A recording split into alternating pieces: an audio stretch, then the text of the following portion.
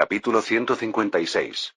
Márquez, de pie en el estrado, abrió sus labios secos.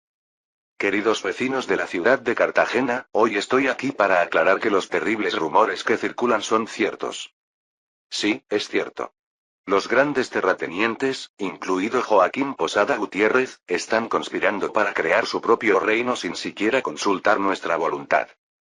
Aunque afirman ser una república, en realidad están planeando un país donde solo los terratenientes que poseen vastas tierras tendrían derecho al voto.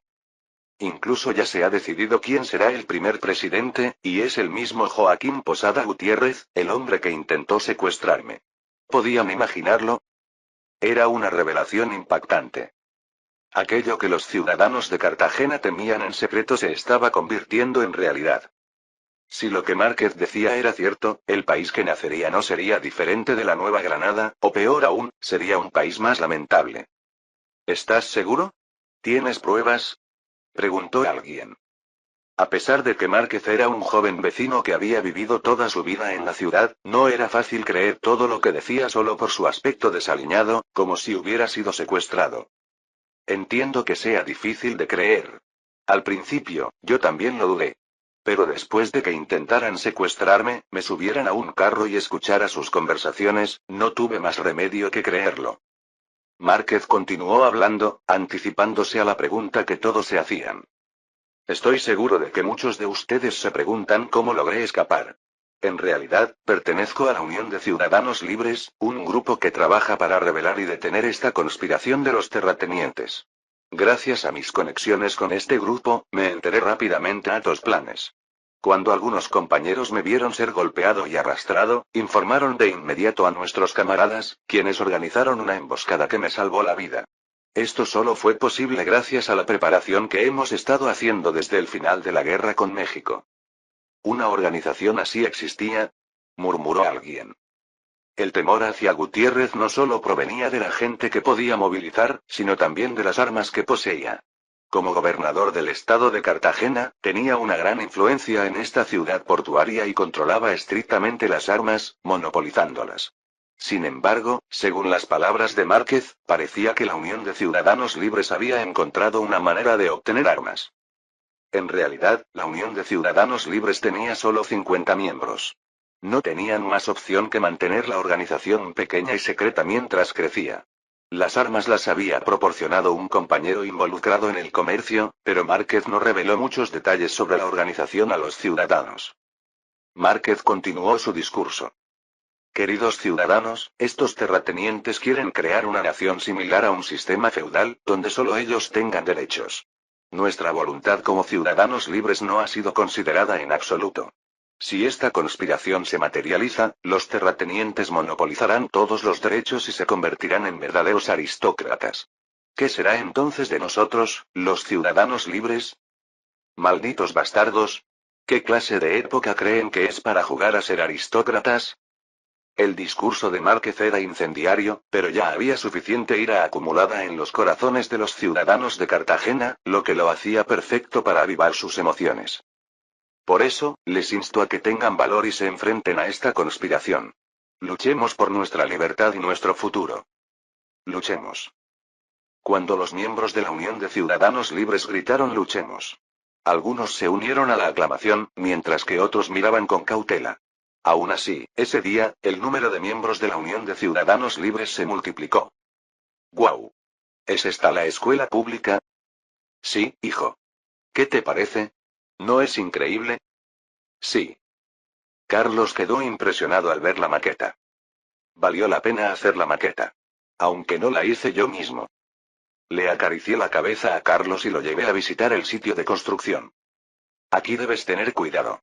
Quédate siempre junto a tu padre. Sí. Carlos tenía solo 11 años, pero cuanto antes comenzara su formación como heredero, mejor.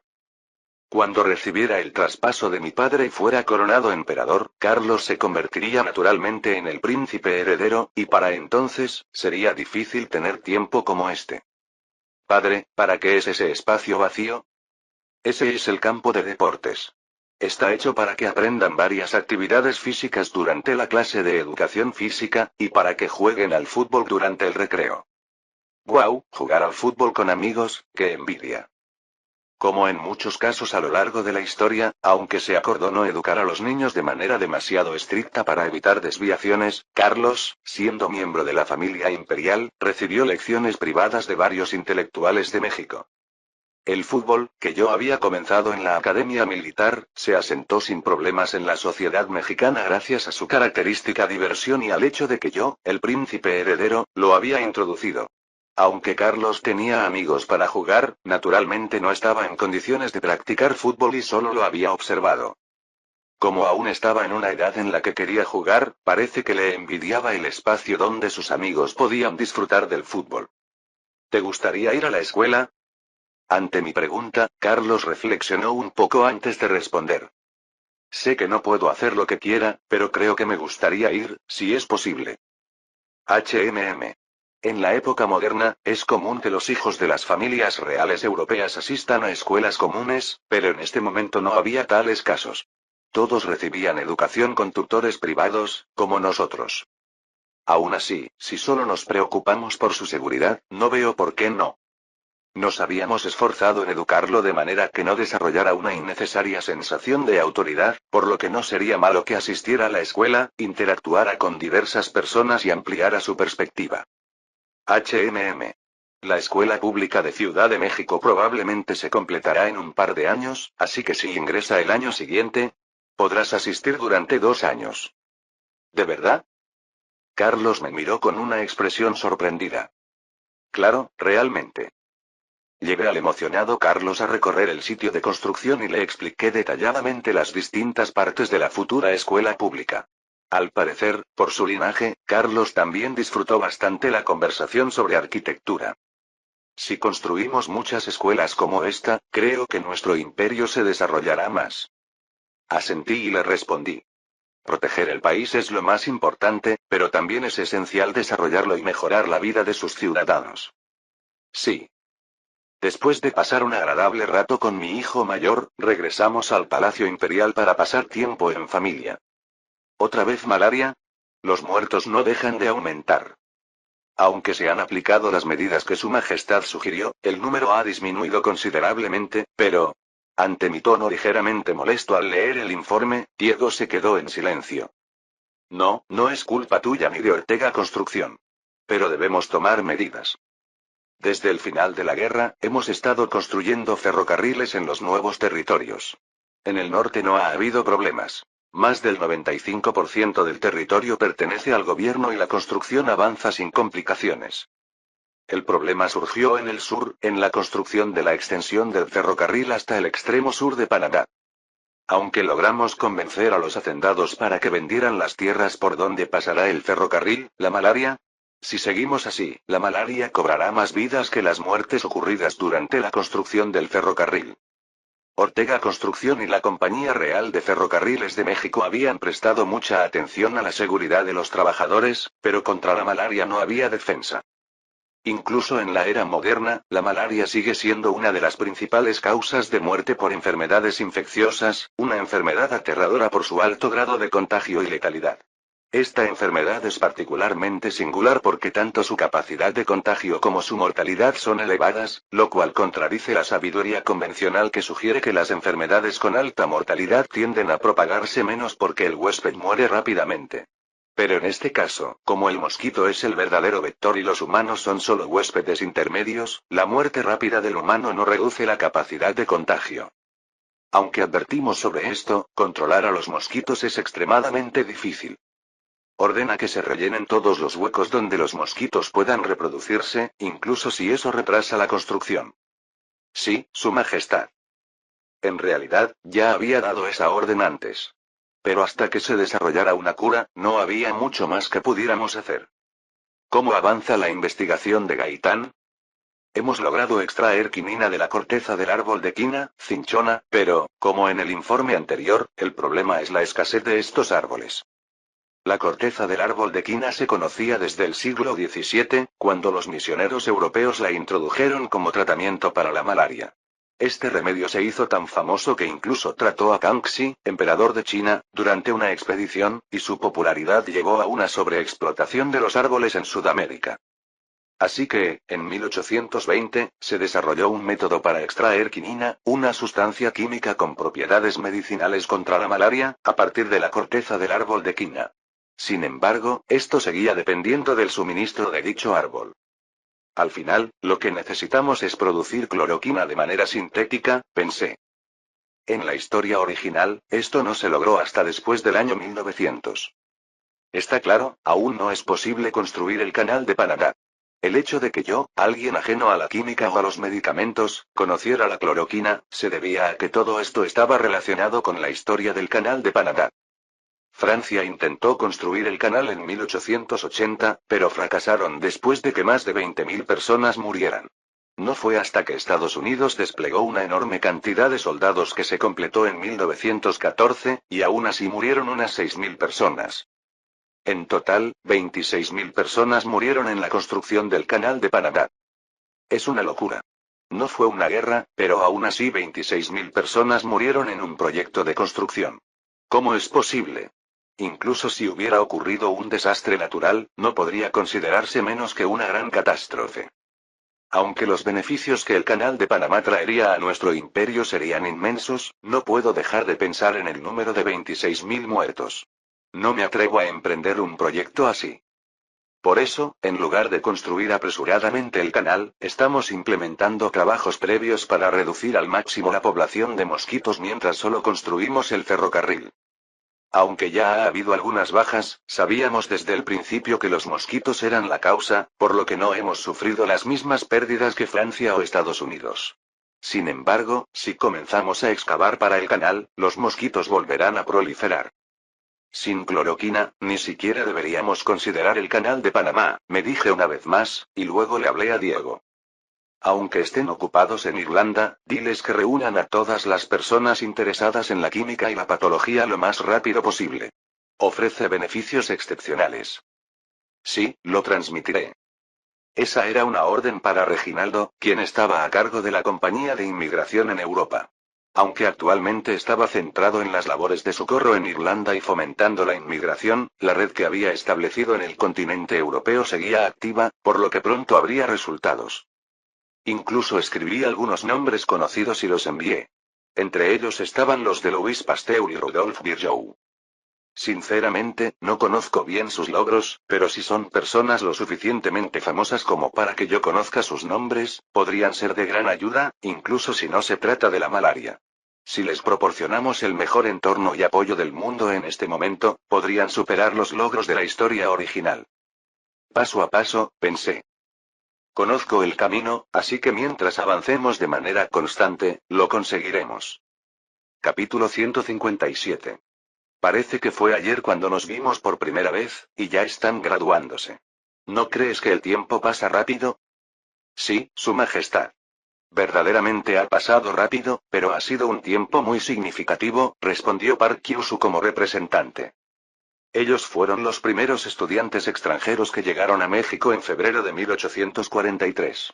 Ahora, después de 4 años y unos meses, todos estaban listos para regresar tras haberse graduado con éxito.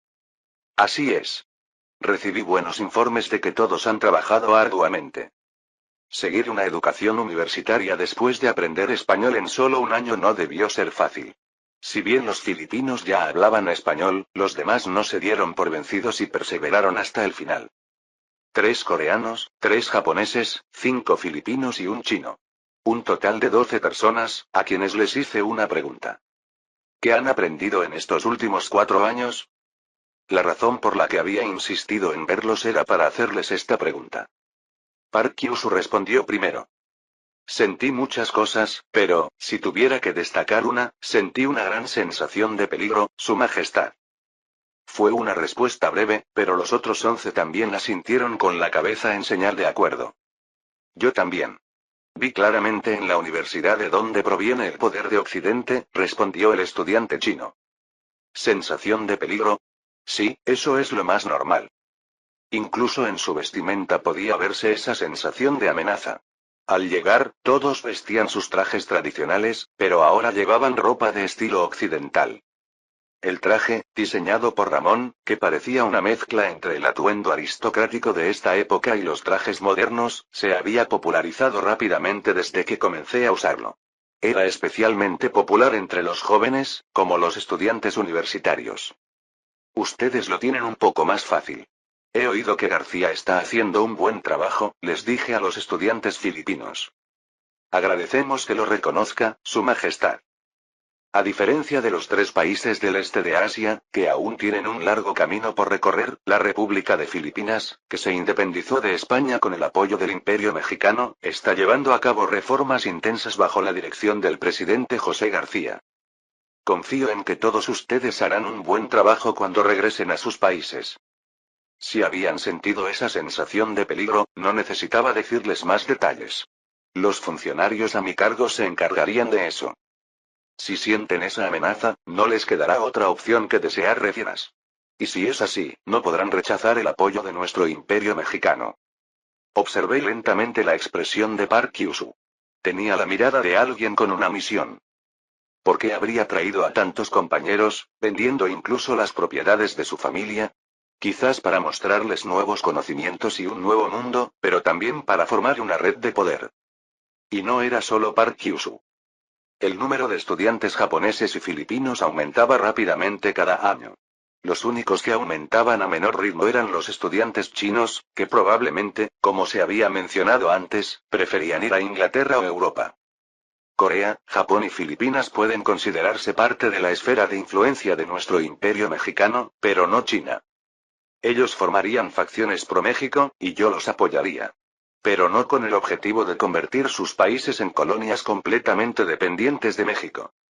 Ya habíamos firmado tratados de apertura comercial con ellos, y si quisiéramos obtener más beneficios de su colonización, tendríamos que suprimir una resistencia considerable y gastar grandes sumas de dinero en construir infraestructuras y desarrollar sus recursos.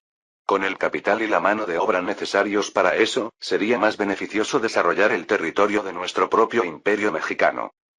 No es como si nos faltara territorio o recursos. No tiene sentido desgastarse solo para colorear un poco más el mapa. Que ellos mismos se encarguen de las difíciles y costosas tareas de reforma e industrialización, mientras nosotros mantenemos nuestra influencia suficiente para que se pongan de nuestro lado en caso de necesidad y continuamos comerciando con ellos. Además, todo esto es parte del proceso para acumular experiencia. Si acumulamos el conocimiento suficiente como para sofocar con éxito las rebeliones y lograr la independencia de nuestras colonias actuales, será beneficioso tanto para los colonos, que anhelan la independencia, como para nuestro imperio mexicano, que obtendría una ventaja estratégica. Sería algo positivo para ambas partes. Verano de 1847. ¿Qué está haciendo el gobierno?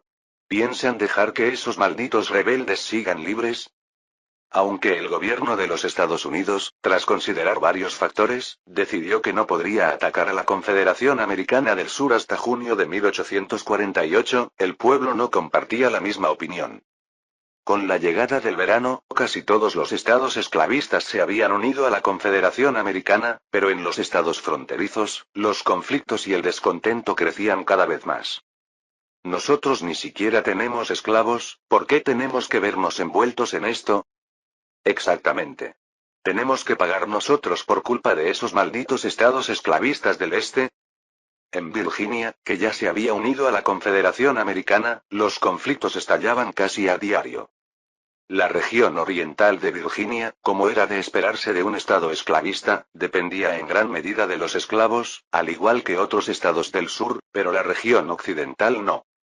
El oeste de Virginia tenía muy poca dependencia económica del sistema esclavista y era fuertemente partidario del federalismo. Sin embargo, su opinión fue ignorada, y el gobierno estatal decidió separarse de la Unión y unirse a la Confederación Americana, lo que generó un gran descontento. Mierda. También queremos independizarnos. Ustedes se independizaron de manera legítima porque estaban descontentos con los Estados Unidos, pues nosotros estamos descontentos con el estado de Virginia. Al final, estalló el conflicto.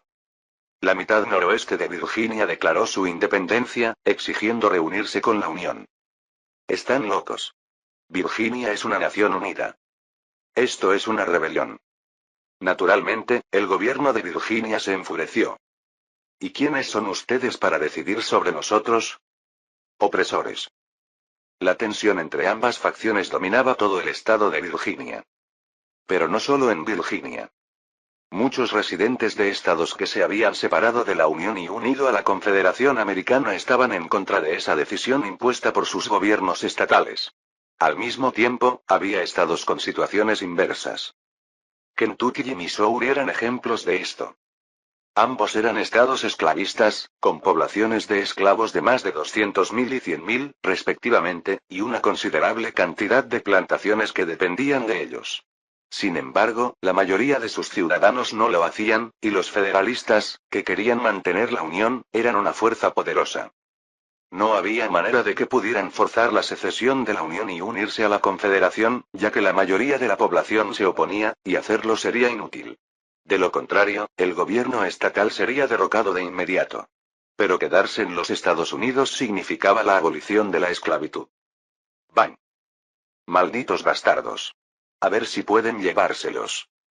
Los Estados Unidos, tras enmendar la Constitución, exigieron la liberación de los esclavos, pero los dueños de plantaciones resistieron ferozmente. Deténganse. Estamos aquí para hacer cumplir la ley legítima de los Estados Unidos. Si siguen resistiendo, se convertirán en delincuentes. Depongan las armas ahora. Cállate. Si van a confiscar nuestra propiedad, al menos deberían compensarnos. ¿Tienen idea de cuánto pagamos por ellos? ¡Bang! El dueño de la plantación disparó al aire en señal de advertencia. Escenas similares se desarrollaban en todo Missouri y Kentucky. Algunos dueños de plantaciones entregaban a sus esclavos sin resistencia, pero eran pocos. La mayoría se aferraba con uñas y dientes y enfrentaba a las autoridades que intentaban hacer cumplir la ley. Aún así, el gobierno federal no movilizó al ejército, lo que dejaba a las autoridades en una situación difícil. Deberíamos convocar a la milicia estatal y barrer con todos. Eso desataría una guerra civil de inmediato. Aparentemente, el dueño de la plantación había movilizado a todo su personal, ya que tenía una fuerza de más de 50 hombres. Si se hería a tantas personas, sería como encender una chispa en un barril de pólvora. ¿Qué están haciendo los federales? Ellos deberían encargarse de esto. Si lo hacen los federales, igual sería una guerra civil, ¿no crees? Supongo que tienes razón. El hecho de que los gobiernos del norte y del sur no movilizaran directamente sus ejércitos no significaba que los conflictos entre los residentes desaparecieran. Como en tiempos de guerra, milicias comenzaron a formarse en varios lugares. No era difícil conseguir armas en los Estados Unidos, y la cultura de la autodefensa, donde cada familia se protegía a sí misma, era común. El enfrentamiento entre los defensores y los opositores de la esclavitud era solo cuestión de tiempo. Lo primero que construyeron en el sur no fueron armas, sino una fábrica de alambre de púas. Sí, parece que es relativamente fácil de fabricar y su efectividad es alta. Al escuchar el informe de la Oficina de Inteligencia Militar, golpeé mi rodilla con la mano. Los sureños, que estaban en una posición defensiva, parecían dispuestos a aplicar lo aprendido en la guerra anterior. Esto se convertirá en una pelea sucia. Pero intentar una guerra de trincheras sin ametralladoras será complicado, ¿no? Muchos creen erróneamente que simplemente cavar trincheras es suficiente para ser invencibles, pero con la tecnología de esta época, intentar una guerra de trincheras no es fácil. Aunque nuestro imperio mexicano ha gastado sumas exorbitantes en más cañones y ametralladoras Gatling, incluso con esas ametralladoras es difícil llevar a cabo una verdadera guerra de trincheras. Durante la última guerra, hubo varios casos en los que las trincheras fueron atravesadas o vulneradas, lo cual era predecible. Aún faltaba potencia de fuego en las armas. Aunque nuestro imperio mexicano posee un sistema de armas que está una generación por delante del presente, compararnos con las grandes potencias de la Primera Guerra Mundial resulta embarazoso. ¿Y ahora pretenden llevar a cabo una guerra de trincheras sin siquiera ametralladoras Gatling? Parece que lograron recuperar algunas ametralladoras y están colaborando con la República Francesa para construir una fábrica de producción conjunta de ametralladoras. Había ordenado que se recuperaran todas las ametralladoras posibles, pero parece que algunas se quedaron atrás. ¿Francia? Sí. Primero intentaron acercarse a Gran Bretaña, pero parece que fueron rechazados y rápidamente giraron hacia Francia. Gran Bretaña apoyará al norte, así que es lógico que no cooperara. Francia, por otro lado, no tiene esa obligación. Así es. Francia no tiene necesidad de apoyar a una sola facción y parece estar aprovechando la oportunidad para comerciar con ambos lados. ¿Van a construir la fábrica en los Estados Unidos? No parece que Francia lo haga sin recibir algo a cambio. Se dice que el sur acordó redirigir el algodón que antes vendían a Gran Bretaña hacia Francia. Como parte del trato, les construyeron la fábrica de armas. Vaya, ambos bandos están jugando fuerte. La República Francesa había recuperado rápidamente su antiguo poder. Su tamaño e influencia seguían intactos, y su liderazgo estaba gestionando el país de manera estable. Aunque los ayudamos, la revolución fue demasiado exitosa. Louis Blanc y sus compañeros, de tendencia socialista, lideraron la revolución y ahora controlaban la presidencia y los principales cargos. Con su enfoque socialista y a favor de los trabajadores, contaban con un gran apoyo popular, lo que les permitió dominar también en el Parlamento. Esto dejó a la burguesía y a los conservadores con menos poder que en la historia original, lo cual, curiosamente, ayudó a sanar las tensiones sociales en Francia. Esto es un problema. Aunque me gustaría retrasar la recuperación de los Estados Unidos, no quiero que mueran más personas. De hecho, es todo lo contrario. La guerra civil entre el norte y el sur es, en parte, inevitable, pero desearía que el número de víctimas fuera lo más bajo posible. La guerra civil original entre el norte y el sur duró 4 años, y a diferencia de esa historia, nuestro imperio mexicano aún no ha sanado de las heridas que sufrió. El norte, que ha perdido su flota, se enfrenta a un sur atrincherado, y no puedo ni imaginar cuánto tiempo tomará terminar la guerra. ¿Cuántas vidas más se perderán mientras tanto? En este caso, no tendremos más remedio que intervenir. Prepara el plan que hemos diseñado para ejecutarlo en el momento adecuado. Entendido. El Imperio Mexicano decidirá cuándo terminará la Guerra Civil estadounidense. Capítulo 158. Chas. En la plantación, el sonido áspero del látigo resonaba día tras día. Tú. Maldito insecto. ¿Intentas escapar? ¿De verdad quieres acabar como comida para perros, eh? El capataz azotaba con el látigo cada vez que hablaba. Te dije que ni se te ocurriera escapar, ¿verdad? Siempre te atrapan, estúpido imbécil. Guau. Guau, guau. Bajo los pies del hombre negro colgado de un árbol, los perros intentaban morderle, acechando sus piernas. Si estiraba un poco las piernas, sería mordido. El hombre colgado se agitaba, presa del dolor y el miedo. Chas. Ah.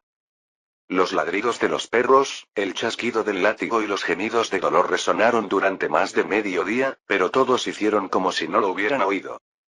El dueño de la plantación, aunque últimamente estaba más ocupado con la política que con la gestión de la plantación, había permitido que los abusos de sus empleados empeoraran. Estos sabían muy bien lo que estaba sucediendo en la situación actual, y por qué su patrón andaba tan ocupado. Si intentas escapar una vez más, te mataré de verdad. Aunque no podía matarlo sin el permiso del dueño, el capataz bufaba mientras amenazaba de esa manera.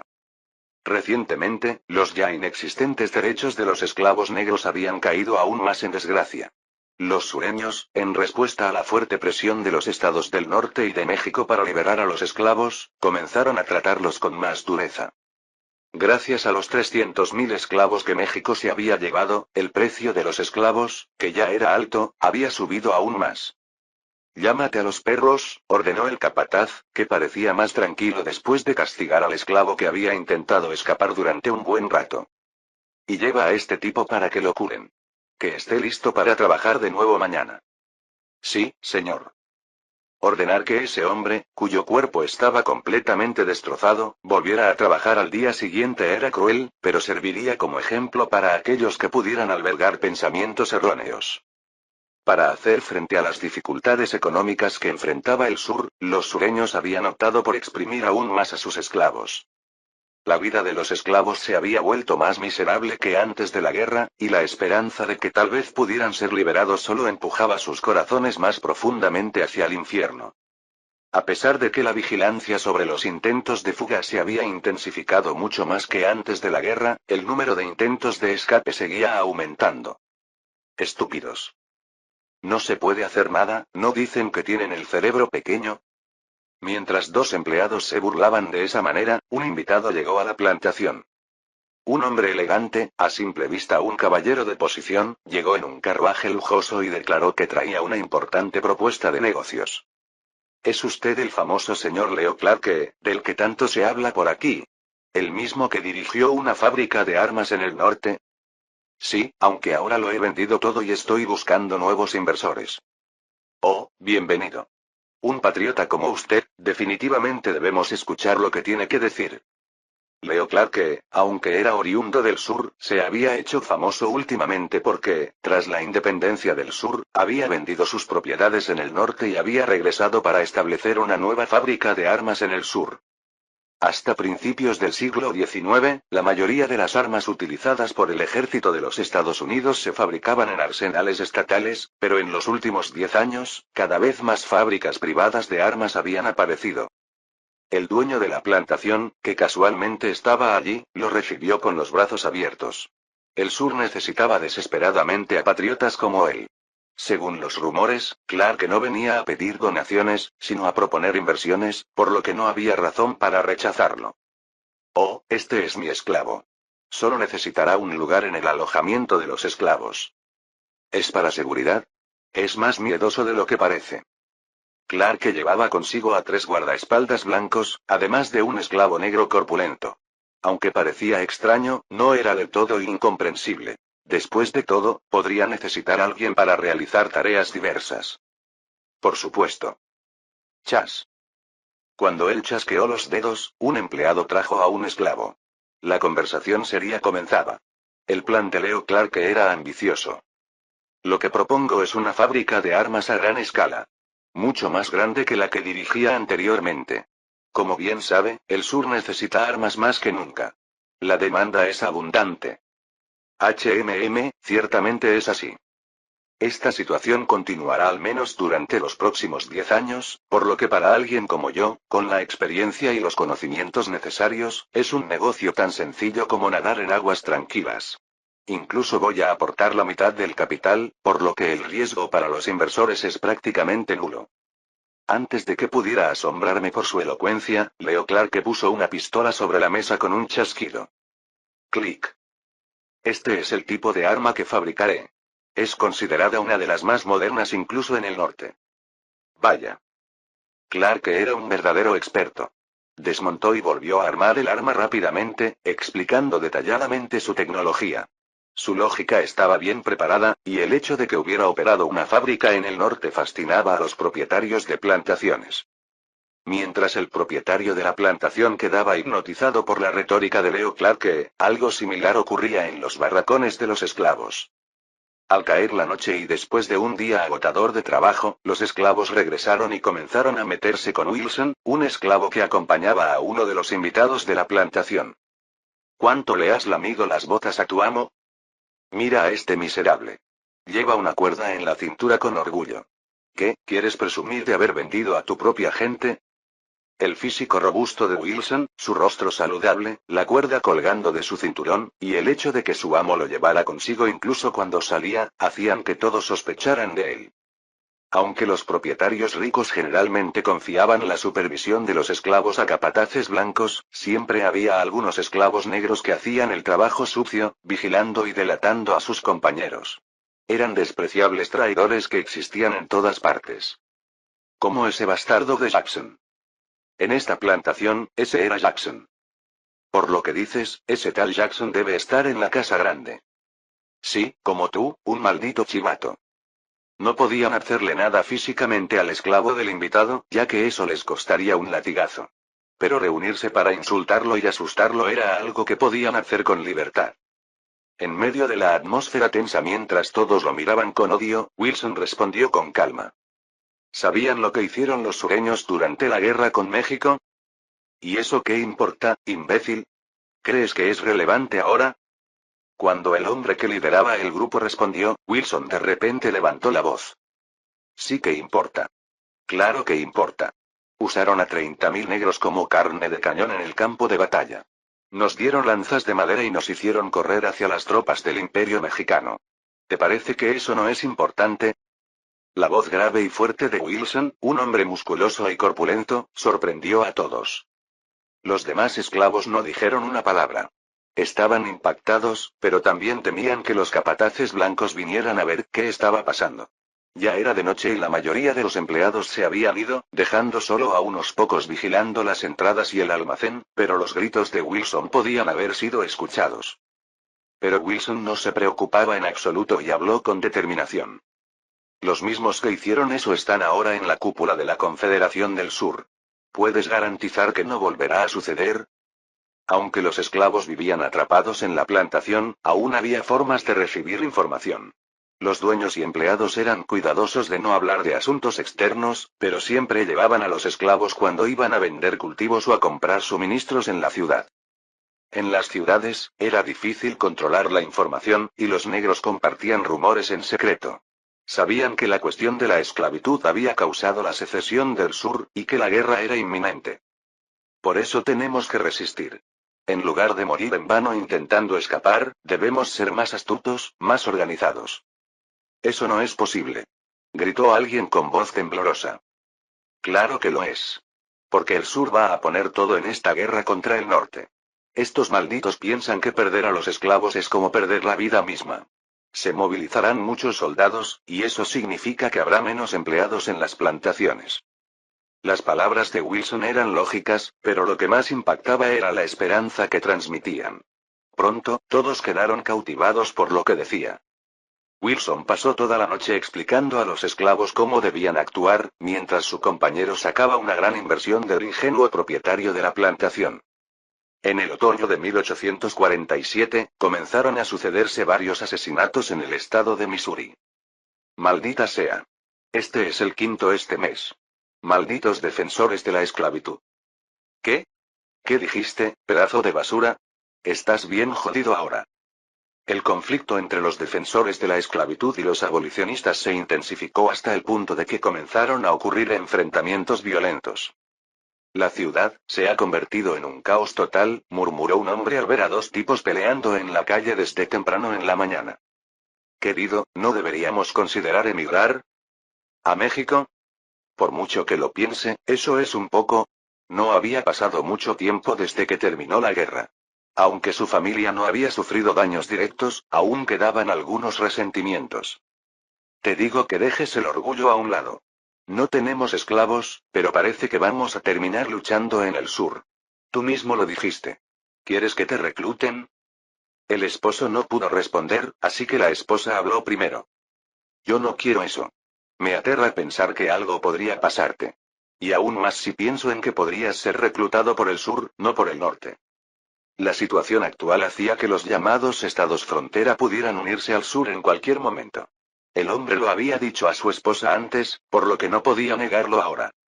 Ir al norte no garantiza seguridad, y si quisiéramos realmente estar seguros, tendríamos que ir a Canadá, pero allí hace mucho frío y es una tierra hostil. Además, no ofrecen tantos beneficios para inmigrantes como el Imperio Mexicano. La razón por la que la esposa estaba tan desesperada por convencer a su marido era clara.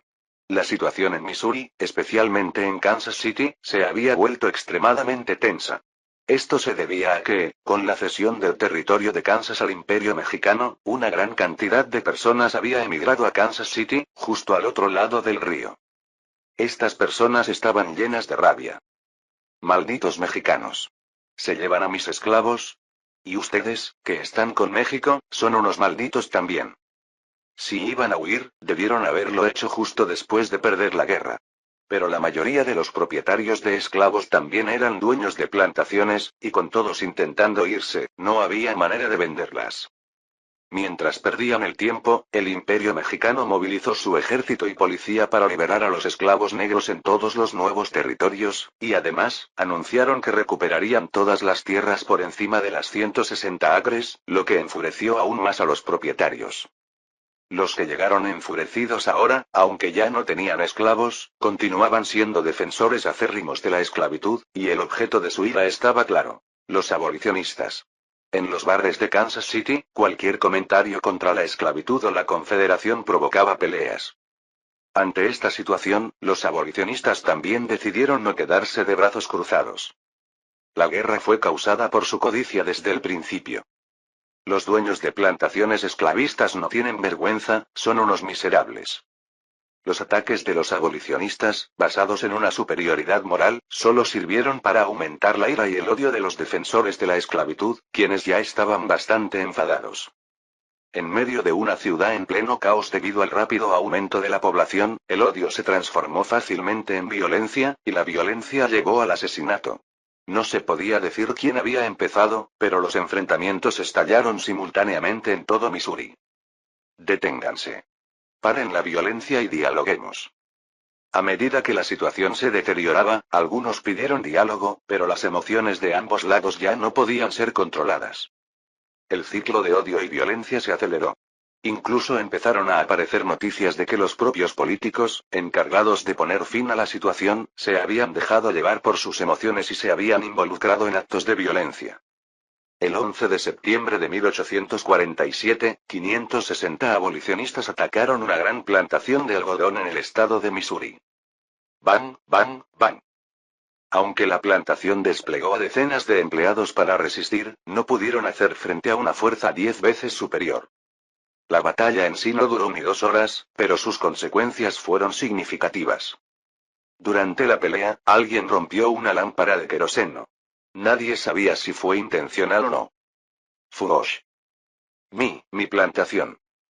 El fuego se propagó rápidamente, y pronto toda la plantación, junto con el algodón que aún no había sido cosechado, comenzó a arder ferozmente. Cuando la noticia se difundió, la ira de los partidarios de la esclavitud ardió tan intensamente como la plantación. Noviembre de 1847. La cosecha de algodón había terminado. Capítulo 159. El algodón, la industria más importante del sur, tiene su temporada de cosecha más ocupada entre septiembre y octubre. Y cuando esa temporada termina, llega la época más tranquila del año. Los esclavos, después de la cosecha, aún tenían que encargarse del mantenimiento de la plantación, el cuidado de los animales, la preparación del terreno para la siguiente temporada y otras tareas diversas, pero al menos los blancos podían tomarse un tiempo libre. Desde mediados de octubre hasta principios de noviembre, miles de defensores de la esclavitud se congregaron en Kansas City, que se había convertido en el epicentro del conflicto. No solo era gente de Missouri. Personas de Arkansas, Luisiana, Mississippi y otros estados del sur se unieron también. La furia de los sureños era inmensa, pero no estaba controlada. Lo primero que hicieron, confiados por el tamaño de la multitud, fue atacar nada menos que una imprenta. Esos hijos de perra de The Liberty Herald. A ver si se atreven a abrir la boca otra vez. The Liberty Herald era un periódico conocido por criticar ferozmente la esclavitud. Había enfurecido a muchos con sus artículos, tan cargados de críticas que era difícil distinguir si se trataba de simple oposición o de ataques personales.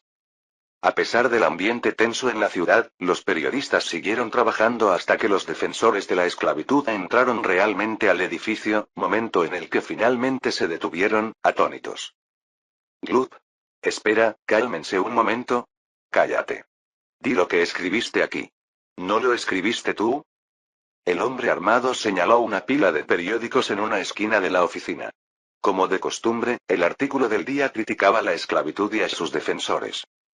Ninguno de los periodistas se atrevió a abrir la boca ante semejante amenaza, excepto uno. No sé qué tiene de orgulloso apoyar la esclavitud. Era nada menos que William Fairfield, el propietario y editor en jefe de The Liberty Herald. ¿Qué? Este hijo de puta. Los insultos comenzaron a resonar por todo el lugar. Dilo de nuevo. Ante las armas apuntándole, Fairfield repitió sus palabras. No sé qué tiene de tan orgulloso apoyar la esclavitud. Clic. Espera un momento. Detente. Antes de que Fairfield pudiera terminar de hablar, uno de los hombres armados apuntó directamente a su pecho, lo que provocó gritos de ambas partes para detenerlo. Los periodistas querían salvar a su líder y empleador, mientras que los defensores de la esclavitud trataban de prevenir las repercusiones políticas que seguirían, pero el hombre, cegado por la furia, no los escuchó. ¡Bang! La bala disparada atravesó el corazón de William Fairfield. ¡Hijo de puta! Uno de los periodistas sacó su pistola mientras gritaba, pero inmediatamente se encontró con 3 armas apuntándole. Ratatata. Mierda, ya estamos perdidos. Maten a todos. ¿Qué demonios estás diciendo? No mates a los desarmados. Solo íbamos a quemar el edificio. Incluso entre la multitud que había irrumpido en la oficina, había desacuerdo. Mátenlos. No los maten. En medio del caos, algunos cayeron en vano, mientras que otros lograron salvarse por pura suerte. Fuosh. Kansas City fue tomada por los defensores de la esclavitud, y una imprenta fue consumida por las llamas. Sin embargo, la tragedia que ocurrió allí se extendió de boca en boca entre la gente. Es una rebelión. Los rebeldes han tomado Kansas City. Es una conspiración de los sureños. Recuerden a William Fairfield. Los norteños culparon a la Confederación del Sur, también conocida como los Estados Confederados de América, por todo lo que sucedió, pero el presidente de la Confederación, Jefferson Davis, negó rotundamente cualquier implicación. En un hecho inusual, dio un discurso para aclarar los sucesos de Kansas City. Quiero dejar clara la postura de nuestro gobierno confederado con respecto a los recientes y desafortunados acontecimientos en Kansas City. Estos eventos, y quiero ser enfático en esto, están fuera del control y la acción directa del gobierno de los Estados Confederados de América. Por lo tanto, es necesario subrayar que no somos responsables de lo ocurrido. Además, creemos que la causa principal de estos incidentes, así como sus múltiples consecuencias, incluyendo las pérdidas y daños sufridos directa e indirectamente por los ciudadanos, son responsabilidad en gran medida del gobierno de Missouri por su incapacidad para mantener el orden, así como del gobierno federal de los Estados Unidos por su negligencia en la gestión. Exhortamos encarecidamente a estas autoridades a que asuman la responsabilidad de la situación y tomen medidas concretas y efectivas para resolver este problema. En efecto, ni Jefferson ni el gobierno confederado intervinieron en los asuntos de Kansas City. Querían ganar tiempo para prepararse para la guerra y no deseaban provocar al norte. Sin embargo, el discurso de Jefferson Davis tuvo el efecto contrario. Avivó la ira de los norteños. En la mente de los norteños, los defensores de la esclavitud eran equivalentes a los confederados del sur, y por tanto, consideraron el discurso de Jefferson Davis una mentira y una burla hacia el norte. ¿Vamos a quedarnos quietos mientras esos malditos sureños se burlan de nosotros? Si el gobierno federal no actúa, iré yo mismo a luchar. Yo también iré. Parece que pronto caerá todo el estado de Missouri. Aunque Kansas City ya estaba prácticamente perdida, Saint Louis, la ciudad más grande de Missouri y un punto clave en el río Mississippi, debía ser defendida a toda costa. Si la perdían, Missouri se uniría definitivamente a la Confederación del Sur. Con la situación deteriorándose, el gobierno federal no pudo seguir siendo un mero espectador. Es hora de enviar al ejército.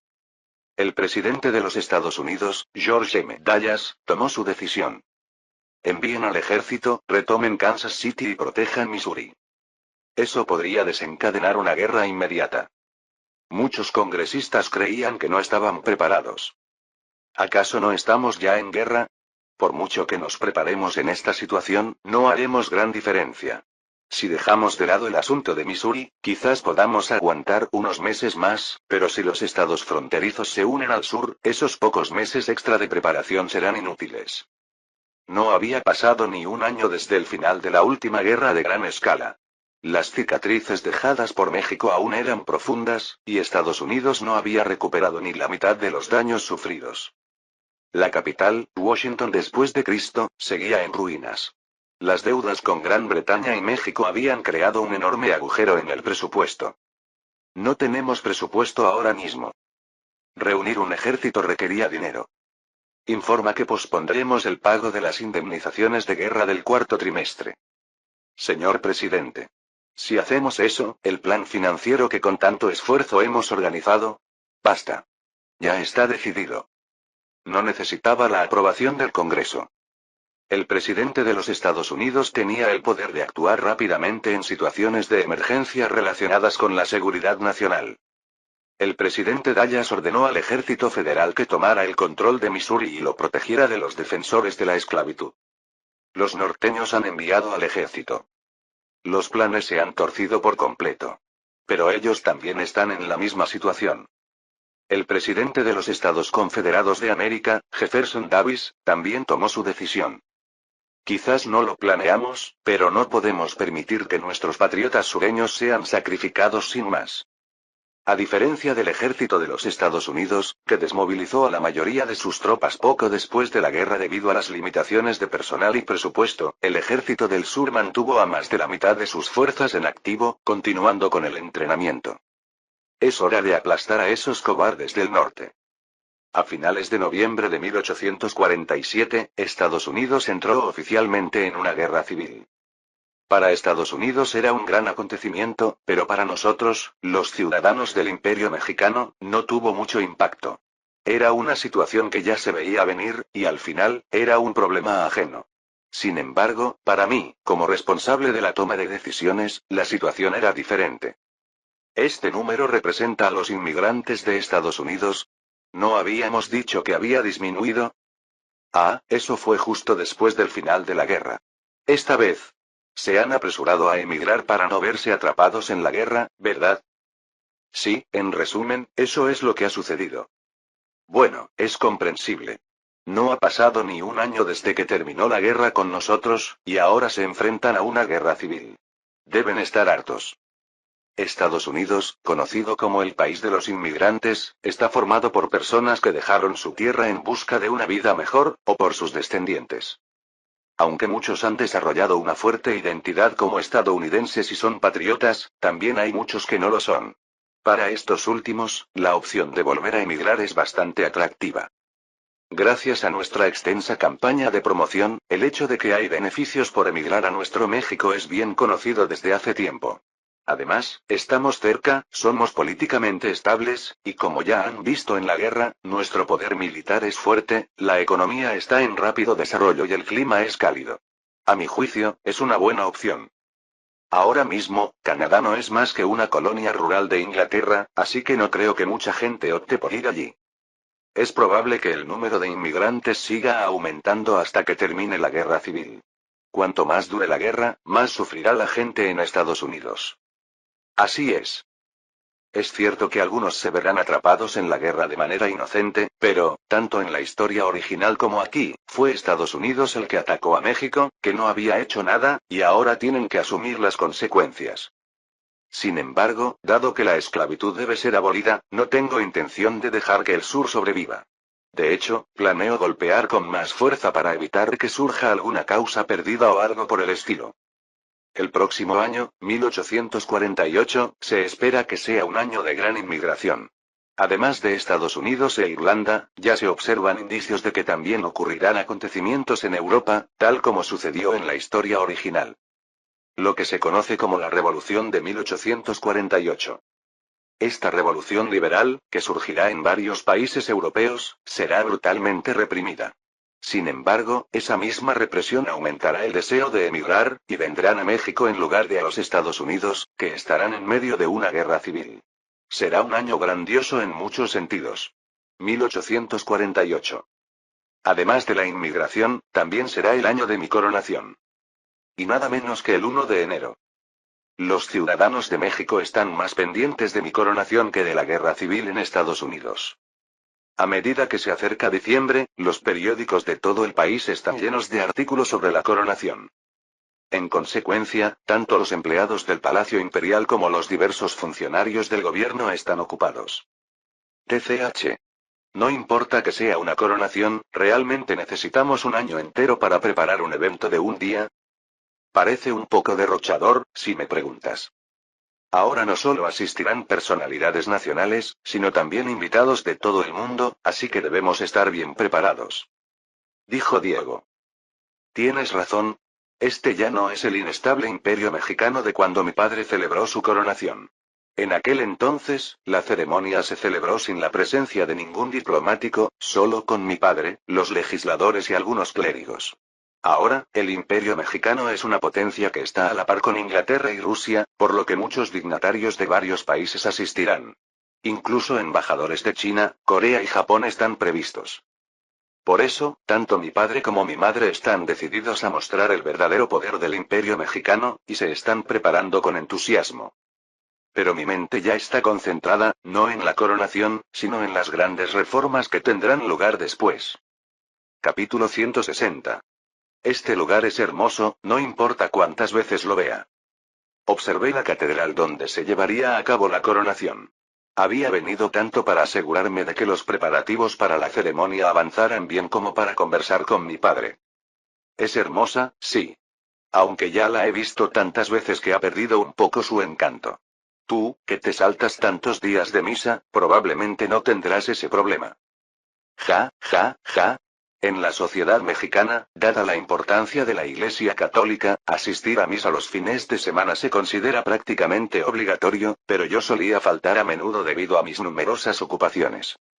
Mi padre y mi madre también eran creyentes devotos y, aunque me hacían algunos comentarios al respecto, entendían que mis ausencias eran por trabajo y nunca me lo reprochaban. El nombre oficial de este edificio es la Catedral Metropolitana de la Asunción de la Santísima Virgen María a los Cielos de la Ciudad de México, un nombre extremadamente largo, pero comúnmente se le conoce simplemente como la Catedral Metropolitana de Ciudad de México o simplemente la Catedral. Originalmente hermosa, la Catedral Metropolitana había sido sometida a reparaciones durante todo el año en preparación para la ceremonia. Tanto el interior como el exterior habían sido limpiados minuciosamente, hasta el punto de que parecía un edificio nuevo. Este edificio, de gran importancia en la historia de la arquitectura mexicana, fue donde se celebró la coronación de mi padre, Agustín I, y es la iglesia a la que la familia imperial asiste cada fin de semana. Es una obra maestra que tardó un total de 240 años en completarse, desde 1573 hasta 1813. Por supuesto, el tiempo se debió no solo a la construcción en sí, sino a una combinación de factores, como problemas financieros, políticos, cambios en el diseño y la debilidad del terreno. Pero eso también trajo algunas ventajas. Debido a que tomó 240 años completar la construcción, varios estilos arquitectónicos de moda en diferentes épocas pudieron mezclarse, como el gótico, el barroco, el churrigueresco, un estilo artístico y arquitectónico español del período barroco, y el neoclásico. Esto no solo se aplicaba a la arquitectura, sino también a las obras de arte. Las pinturas, esculturas, muebles y decoraciones del interior reflejaban una variedad de estilos de diferentes épocas, creando una atmósfera única. Mi padre, que recorría la catedral conmigo, pareció sumergirse en sus recuerdos mientras hablaba del pasado. Cuando celebré mi coronación aquí, ni siquiera teníamos dinero para las joyas, tuvimos que pedirlas prestadas. Eso fue hace 25 años. Fue justo antes de que yo naciera. Sí. Desde entonces, las cosas han cambiado tan rápido. Ni siquiera yo, siendo emperador, habría imaginado que nuestro imperio mexicano crecería tan rápidamente. Tras una breve pausa, mi padre continuó. Gracias, hijo. La fuerza de su mano en mi hombro no era la misma de antes, pero su gratitud se sentía claramente. Todo ha sido posible porque confiaron en mí y me apoyaron. Honestamente, no es algo fácil, incluso entre padre e hijo. Ja, ja, ja, no fue tan difícil confiar en ti. Siempre fuiste claro en tus palabras y en la forma en que actuabas. Lo más difícil fue deshacerme de los deseos innecesarios de tus tíos y primos. ¿Mis parientes? Era la primera vez que oía hablar de esto. Sí. Vengo de una familia terrateniente, pero no se puede comparar con la de tu madre. Su familia es una de las más ricas de todo México. En resumen, según mi padre, uno de los factores que le permitieron avanzar rápidamente en su carrera, siendo un joven teniente recién salido de la academia militar, fue la ayuda de su adinerada esposa. Durante la Guerra de Independencia, e incluso antes, cuando servía como oficial del ejército español combatiendo a los insurgentes, el apoyo que recibía desde arriba era insuficiente, por lo que muchas veces tuvo que gastar de su propio bolsillo. En ese contexto, era inevitable que la ayuda financiera de una familia rica fuera bienvenida. Casarse con un joven talentoso es algo común en todas las épocas y lugares, ya sea en Estados Unidos con George Washington o en mi vida anterior en Corea del Sur. Si haces una inversión, es natural esperar algo a cambio cuando esa persona tiene éxito. Así que, después de convertirme en emperador, era de esperar que algunos quisieran presentarme la cuenta. Sí, es comprensible. Si la familia de tu madre es así, imagina cómo fue la mía. Creían que, porque un miembro de la familia se había convertido en emperador, ellos también eran reyes. No lo sabía. Me ocupé de ello, pero deberás estar atento en el futuro. Me sorprendió un poco descubrir que algo así había ocurrido sin que yo lo supiera. Pero, pensándolo bien, era algo lógico. Incluso Napoleón, el gran emperador, había sido manipulado por su familia, repartiendo títulos reales, lo que terminó causándole grandes problemas. Comparado con eso, mis padres han sido muy sabios. Aunque gastaron algo de dinero para apaciguar a la familia, nunca les dieron una oportunidad para tomar el poder. Sí, me ocuparé de ello. Bien. Pero, padre, ¿qué planes tienes para después de abdicar? El día de mi coronación también sería el día en que mi padre abdicaría. En esa ocasión, él me entregaría públicamente la corona y el cetro, símbolos de la autoridad imperial. Me preguntaba qué haría mi padre, un hombre que había sido un hábil soldado y un emperador, una vez que dejara el trono. No era un hombre que hubiera sufrido grandes problemas de salud, parecía fuerte y enérgico. Bueno, todavía no lo sé. Me gustaría pasar más tiempo con tu madre, y también pensé que podría disfrutar más tiempo con mis nietos. Pero no tengo ningún pasatiempo en particular. Mi padre había dedicado un año a los preparativos de la coronación, pero parecía que aún no había decidido qué hacer después de abdicar. Claro, ha estado demasiado ocupado para pensarlo, reflexioné. Aunque solo había sido su último año en el trono, había sido más agitado que de costumbre, entre las responsabilidades habituales, la transferencia de poderes y los preparativos para la coronación. Su decisión de abdicar surgió de la sensación de que su cuerpo ya no podía con las demandas del cargo, tras años de arduo trabajo, así que no era sorprendente que se sintiera un poco perdido sobre qué hacer después. Para alguien como mi padre, no será fácil simplemente descansar después de su retiro. Mientras caminaba por la catedral, una idea se me ocurrió. Padre, ¿recuerdas cuando viste el partido de fútbol entre la Academia Militar y la Naval con Carlos? Por supuesto. Fue muy divertido.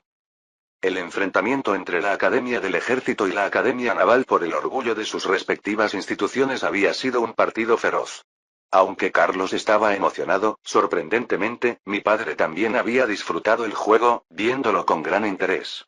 A diferencia de mi postura neutral, mi padre había apoyado al equipo de la Academia Militar, que ganó por muy poco en una batalla muy rendida. Estoy pensando en crear una liga de fútbol profesional aquí en México. ¿Qué te parece la idea de dirigir uno de los equipos? ¿Una liga de fútbol profesional? Aún no existía el concepto moderno de deportes profesionales. La idea de pagar para ver un partido o que los atletas ganaran dinero exclusivamente jugando deportes era poco común. Sin embargo, ya existían competiciones como las carreras de caballos, que venían de tiempos antiguos, y en Inglaterra comenzaban a surgir deportes como el cricket y el boxeo profesional. Además, en la historia original, las reglas del fútbol moderno se establecieron en 1863, y la Liga de Fútbol inglesa se fundó en 1888, así que mi idea no era descabellada. Le expliqué detalladamente a mi padre sobre la Liga de Fútbol profesional. Aunque a primera vista parecía un simple entretenimiento, desde el punto de vista de un gobernante, el deporte profesional ofrecía varias ventajas. Parece interesante, pero, ¿realmente crees que la gente pagaría por ver los partidos? No es necesario cobrar entrada desde el principio. Yo mismo podría ofrecer premios en metálico. Seguimos conversando mientras caminábamos por la catedral, intercambiando ideas sobre el futuro. Diciembre de 1847. A medida que se acercaba la coronación, una multitud de dignatarios de todo el mundo llegó al país. El Imperio Británico, la República Francesa, el Imperio Ruso, el Reino de Prusia, el Imperio Austríaco, el Reino de España, la República de los Países Bajos, el Reino de Portugal y otros países europeos, así como varias naciones de América del Sur, Estados Unidos, el Imperio Otomano, Corea, la dinastía Qin, Japón, entre otros, enviaron más de 100 delegaciones. La mayoría de los países ya tenían relaciones diplomáticas formales y embajadas en el Imperio Mexicano, pero debido a la magnitud del evento, los miembros de la realeza y altos funcionarios, como ministros de Relaciones Exteriores, asistieron en persona. Sabíamos que rechazaríamos la asistencia de la Confederación del Sur, pero ¿no vino Nueva Granada tampoco? No, Su Majestad. Aunque el gobierno central de Nueva Granada está intentando recuperar el control sobre las regiones, su poder militar es prácticamente inexistente, y la situación se está convirtiendo en un conflicto entre las élites locales y los ciudadanos. Entiendo. da la orden de intervenir de manera más activa. Si permitimos que se formen múltiples estados independientes, será problemático. Sí, Su Majestad. Aunque muchos dignatarios habían venido, no era necesario que me reuniera personalmente con todos ellos. Naturalmente, debía mostrarme ante grandes potencias como el Imperio Británico o el Imperio Ruso, pero había algunas personas más importantes con las que debía encontrarme. Guillermo I. Él sería mi futuro cuñado y el hombre que más tarde se convertiría en el emperador del Imperio Alemán. Era el hermano del rey de Prusia, Federico Guillermo IV, y había venido a México con su esposa e hija. Bienvenido. Felicitaciones. Nuestro primer encuentro fue algo incómodo, pero, por suerte, ni él ni yo éramos los protagonistas de esa ocasión. Mi hijo Carlos y la princesa Luisa María Isabel, Luise Marie Elizabeth, eran los protagonistas de este encuentro. Esto se siente como una reunión de compromiso formal, y encima desde la perspectiva de un padre. Era una sensación extraña y compleja. A pesar de que tenían solo 11 y 9 años, los niños parecían ya estar conscientes el uno del otro. Justo cuando estaba a punto de decirle a Carlos que saludara primero, él tomó la iniciativa y habló. Hola. Me alegra mucho conocerte. El intérprete, algo tenso, tradujo las palabras de Carlos de manera algo rígida, y entonces la princesa Luisa respondió. Ah, hola. Después de decir eso, la princesa Luisa se escondió tímidamente detrás de alguien, lo que me hizo soltar una risa de satisfacción. Jajaja, realmente encantadora. Jajaja. Al ver la interacción de los niños, la incomodidad inicial se desvaneció y la conversación fluyó de manera bastante amistosa. Tras esta primera reunión con mi futuro consuegro, diciembre pasó rápidamente. Mientras tanto, intensas batallas estallaban en Estados Unidos y Nueva Granada, pero los ciudadanos del Imperio Mexicano tenían toda su atención puesta en la coronación. Hacia finales de diciembre, casi todos los dignatarios extranjeros ya habían llegado sanos y salvos, incluido el arzobispo de Perugia, Gioacchino Pezzi, enviado por el Vaticano. Era natural que el Vaticano enviara a alguien. El Imperio Mexicano se había convertido en el país más poderoso entre aquellos que reconocían el catolicismo romano como su religión oficial. Desde la perspectiva del Vaticano, cuya autoridad estaba en declive, era fundamental mantener una buena relación con el Imperio Mexicano, así que, por supuesto, enviaron una representación. El arzobispo me visitó y me hizo una propuesta. Quería colocarme la corona durante la ceremonia de coronación, pero lo rechacé de inmediato. Como ya le he dicho al arzobispo de México, agradezco la oferta, pero la declino. Ya se ha designado a la persona que hará esa labor. Aunque lamento su decisión, en el nombre de Dios, respeto su voluntad, Su Majestad. Sin embargo, no puedo dejar de pensar que sería una oportunidad preciosa para compartir la bendición de Dios con los muchos fieles devotos del Imperio Mexicano. Si alguna vez cambia de opinión, no dude en decírmelo. Podríamos vivir un momento sagrado de unión para todos nosotros. Que un clérigo colocara la corona a un soberano era algo común en tiempos antiguos, pero los tiempos han cambiado. Incluso durante la coronación de mi padre, Agustín I, había clérigos presentes, pero fue el presidente del Parlamento quien tuvo el honor de coronarlo. Yo recibiré la corona directamente de mi padre. El emperador anterior seguía vivo y estaba cediendo el trono a su hijo de manera pacífica, así que no tenía necesidad de recibir la corona de otra persona. Además, la Iglesia Católica no podía ser mi aliada. Era un objetivo de retir. De entre los muchos problemas que enfrentaba el Imperio Mexicano, el más grande de todos era la Iglesia. La Iglesia es el mayor obstáculo para el progreso en México. Aunque los grandes terratenientes que poseían inmensas haciendas y el sistema implícito de servidumbre conocido como el peonaje eran un problema, todo esto palidecía en comparación con los privilegios que la Iglesia gozaba. En la historia original, el gobierno mexicano intentó implementar políticas de secularización, lo que provocó dos levantamientos por parte de la Iglesia. Sin embargo, en este mundo, no permitiré que eso suceda. Fin del capítulo 160.